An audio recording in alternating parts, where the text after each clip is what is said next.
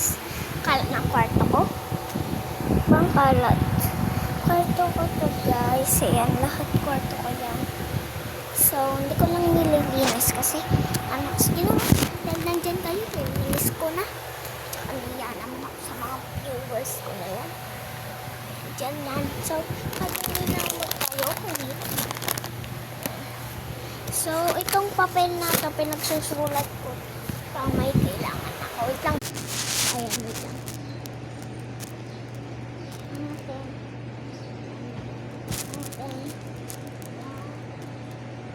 Malamig guys. Pag-ulan na guys. Pag-ulan.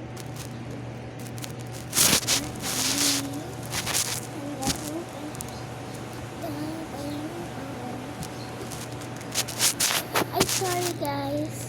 Ay, hindi na. Linis na. Malinis na. Ganun lang mag-inis.